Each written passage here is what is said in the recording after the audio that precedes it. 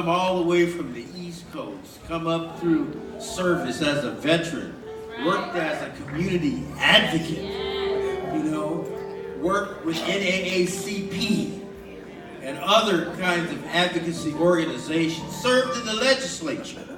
And now she comes to us as the first African-American elected to the Portland City Council.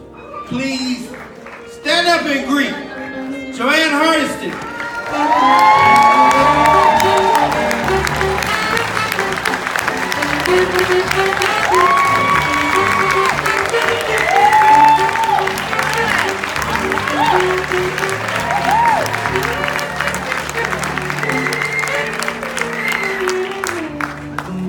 You're looking beautiful out there today. I want to make one minor correction.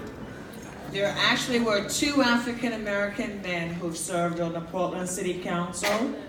Charles Jordan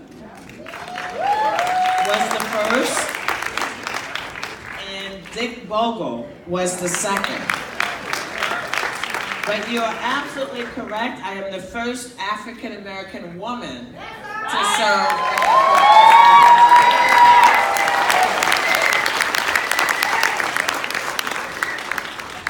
Donnie's message was right on, because I'm going to pick up right where he left off. I am proud to serve on the Portland City Council, but though we should celebrate being the first, we should also acknowledge the disappointment that it's taken 147 years for an African-American woman to serve on the Portland City Council. We cannot allow another 147 years to pass before we get the next one.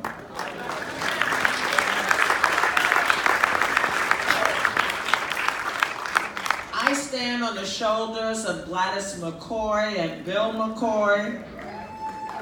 I know that I would not have had this honor had they not done the hard work in the Oregon legislature, as well as on the board of Multnomah County Commission.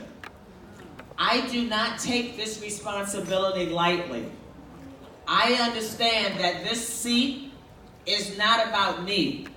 It has never been about me, but it's about all the people in our great city who have not had a voice in the Portland City Hall deliberations.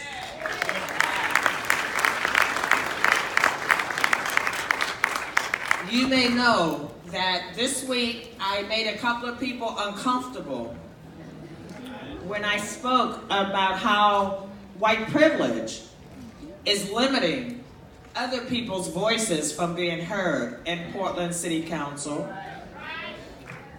And I was amazed. The good news is that 95% of people are going, right on, Joanne, right on. But then I got the people like, you hate white people. Why do you hate white people? I can't bring my kids to City Hall. Is that what you're saying? I want to be very clear. In order for us to get where we need to go, it will take all of us. It will take black people and white people and Latino folks, and it will take Native Americans. It will take differently abled people. All of us have a right to representation. And I hope that we've all learned the lesson of what happened after we elected the first African-American man to be the President of the United States. I hope we remember that we are living now the repercussions of people going home because they thought they'd done it. Right? I hope we remember that our rights are not permanent. Every civil right that we have worked and died and sweat for, they're not permanent. They're only temporary until the next person gets in office and then starts undoing centuries of progress. I am here today to encourage you to make sure that you show up at City Hall. And if you can't show up, write your city councilors. And if you can't write them, email them. And if you can't email them, text them. And if you can't text them, Facebook them. But make sure your voice is included. Because if you are not there, if you don't show up, if you don't make your voice heard, your needs, your desires heard, you are on the menu. That's right. I want you to know that I am so proud to represent you. When I walk into that city council chamber, I walk into a historic structure that is the people's house. You will get to know that my office is not set up like anybody else's office. Girlfriend, if you're giving me a warning, I can't read that because I didn't bring my glasses. How much time I got? 2 minutes? Okay. See, I had to look cute. I didn't bring my glasses with me, okay? All right.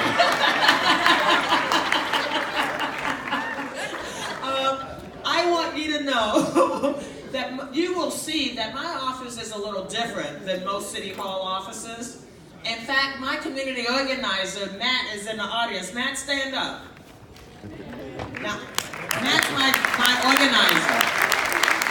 Now at City Hall, they don't have job titles called organizer, right? So he's like a community outreach coordinator. He's an organizer, right? That's what he does. I also have a budget analyst in my office because guess what? I want to follow the money. And last but not least, I have a lawyer because I will not accept from the lawyers at City Hall what we can't do, right?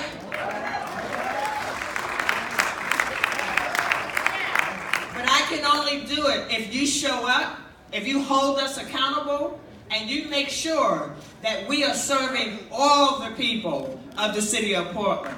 Thank you so much for being here. Have a great day.